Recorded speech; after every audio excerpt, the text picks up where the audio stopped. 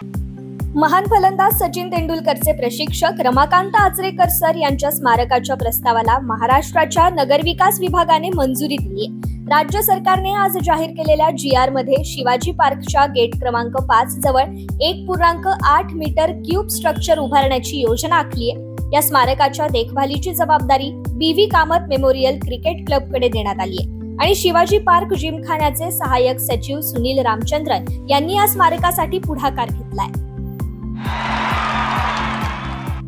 यावर्षी French open आणि Wimbledon या ग्रँड स्लॅम विजेतेपदावर मोहर उमटवणाऱ्याला कार्लोस अल्कराज याने अमेरिकन ओपन या ग्रँड स्लॅमची सुरुवातही धडाकेबाज केली आहे. त्याने पात्रता फेरीमधून आलेल्या ऑस्ट्रेलियाच्या ली तू या खेळाडूचं आव्हान 4 सेटमध्ये परतवून लावलंय. कार्लोस याने 6-2, 4-6, 6-3 आणि 6-1 असा विजय साकारलाय आणि कार्लोसचा हा ग्रँड स्लॅम मधील सलग 15वा विजय ठरलाय.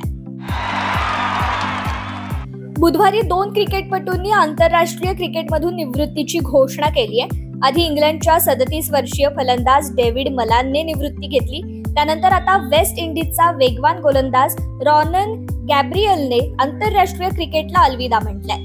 36 वर्षीय गॅब्रियलने इंस्टाग्रामवर पोस्ट शेअर करत त्याच्या निवृत्तीचा निर्णय जाहीर केला. त्याने आंतरराष्ट्रीय कारकिर्दीत 202 विकेट्स घेतल्या. पण आंतरराष्ट्रीय क्रिकेटला अलविदा केला असला तरी गॅब्रियल टोबॅगोसाठी आणि फ्रँचायझीसाठी क्रिकेट खेळत राहणार आहे. बांगलादेशने काही दिवसांपूर्वीच पाकिस्तानला कसोटी मालिकेतील पहिल्या सामन्यात 10 विकेट्सने पराभूत केलं, तर इंग्लंडने श्रीलंकेला 5 विकेट्सने मात दिली. पण या 2 कसोटी सामन्यांनंतर आता ICCने ताजी कसोटी क्रमवारी जाहीर केली आहे. या क्रमवारीत इंग्लंडच्या हॅरी ब्रूक आणि पाकिस्तानच्या मोहम्मद रिझवानला मोठा फायदा झालाय. तसेच इंग्लंडच्या जो रूटने आपल्या फलंदाजाच्या यादीत अव्वल क्रमांक कायम ठेवलाय. पण असं म्हटलं असलं तरी भारतीय खेळाडूंचे पहिल्या 10 जणांच्या खेळाडूंमध्ये वर्चस्व दिसून येते. पहिल्या 10 जणांमध्ये भारताचे विराट कोहली, रोहित शर्मा आणि यशस्वी जयस्वाल आहेत.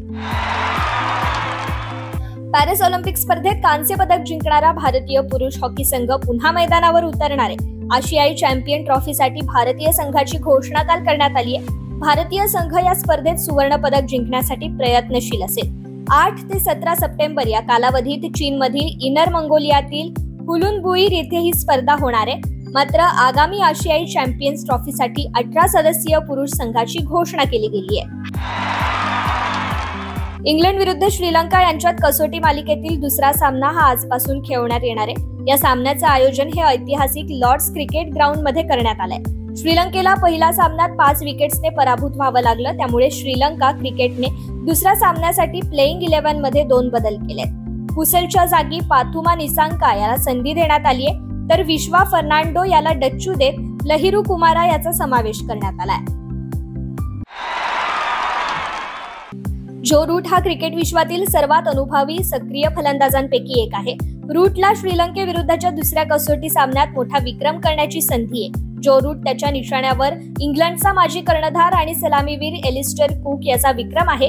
एलिस्टर कुक याने इंग्लंडसाठी कसोटी क्रिकेटमध्ये श्रीलंकेविरुद्ध सर्वाधिक धावा केल्या, तर रूटला हा रेकॉर्ड आपल्या नावे करण्यासाठी 186 धावांची गरज आहे. रूटने पहिल्या कसोटीत नाबाद अर्धशतकी खेळी करत श्रीलंकेविरुद्ध विजयी केलं होतं. त्यामुळे रूटकडे 186 धावा करून हा महारेकॉर्ड आपल्या नावे करण्याची सुवर्ण संधी आहे.